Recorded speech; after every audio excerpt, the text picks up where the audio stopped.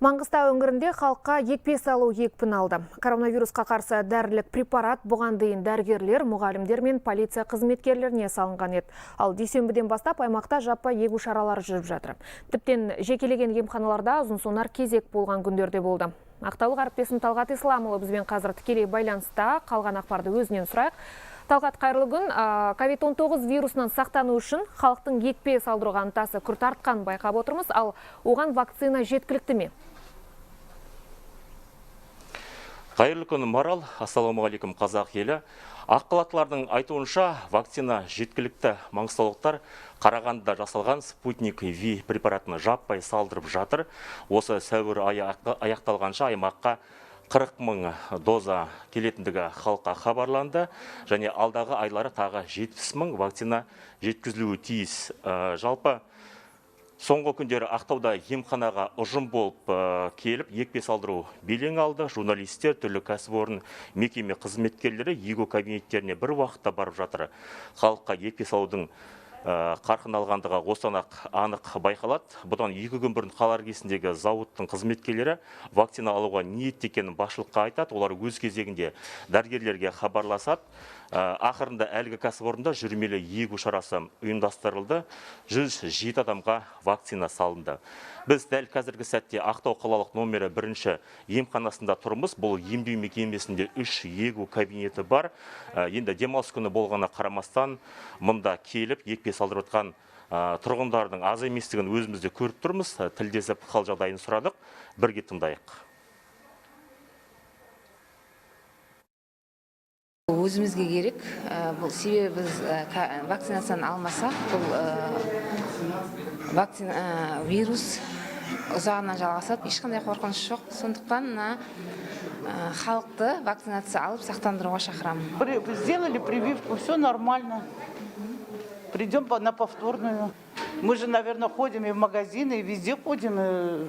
Все-таки надо какую-то защиту. Екпе салдыру себебім табиғаттағы вирустың циркуляциясын азайтып, өзімді және жақындарымды қорғау үшін, және де қалыпты өмір салтына қайтып келу үшін халықты жалпы қауесеттерге сенбей, ресми мамандардың ақпаратын оқып, жүйелі таңдау жасауға шақырамын. Это было сделать необходимо. Первую прививку я получила, чувствую себя хорошо. Понимаю всю степень ответственности и за себя, и за моих людей, дорогих, которые меня окружают.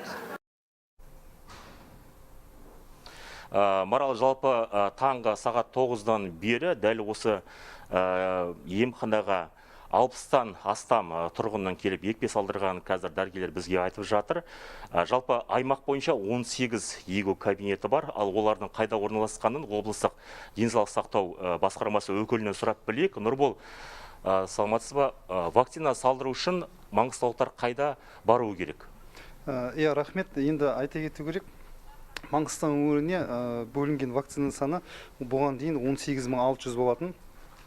Вакцина салдырғандар саны 7000-нан асып түсті, яғни 7000-нан астам тұрғын салды. Оның 3000-ға жуығы ақ халатты абзал жандар, яғни медицина қызметкерлері. Бүгін таңда 10950 вакцина тағы да келді.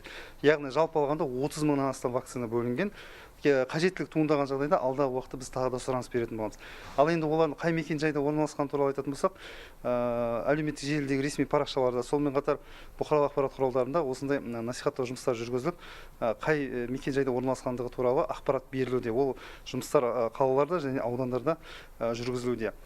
Енді айта кету керек, нөмірі 1 емхана ең белсенді осында келіп жатқандар халықтың саны көп екендігі қуантады. Жалпы вакцина қорықпай алуға кеңес береміз, шақырамыз. Енді жалпы қазір Маңғыстау өңірі сары аймаққа кіргенін білеміз.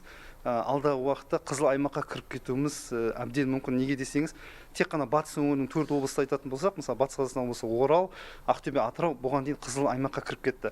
Әрине біз қызыл аймаққа кіргіміз келмейді, дегенмен де егер де осы санитарлық талаптар сақталмаса, карантин ережелері бұзыла берсе, адамдар енді жауапкершілігіне қарамаса, онда біз қызыл аймаққа кіріп кетуіміз әбден мүмкін. Сол себепті мүмкіндікті пайдалана отырып, барша маңғыстаулықтарды бас санитардың қаулысында көрсетілген талаптарды сақтауға шақырамыз. Бұған дейін ақпан айында болжам жасалған, яғни наурыз айында бізде жағдай ушығып кетуі мүмкін, яғни ауырғандар саны көбейді. Мысалға, күні кеше бір тәулікте бізде 31 адам коронавирус жұқтырды. Бізде 45 адамға дейін коронавирус жұқтырғандар болды. Сол себепті осының алдын алу үшін біз бір-бірімізді құрметтеп, сыйлап, мына ақ халатты абзал жандардың еңбектерін бағалап, тұрғындармен арада кері байланыс болу керек. Және де осы мүмкіндікті пайдалана отырып, айта кетейік, барлық осы ұйымдастыру жұмыстарына штаб құрылған болатын. Облыс әкімдігі жанынан сонымен қатар алдағы уақытта бұған дейін айттық, 18 егу кабинеті бар. Енді біз 20 жаңағыдай жылжымалы пункт ашатын боламыз. Ол бірнеше жаңағыдай ірі ғимараттарда, яғни халық көп шоғырланған жерлерде жұмысын бастайтын болады. Жұмыстар жанданады және барлық шаралар мына дәрігер эпидемиологтардың қатысуымен жүргізілуде.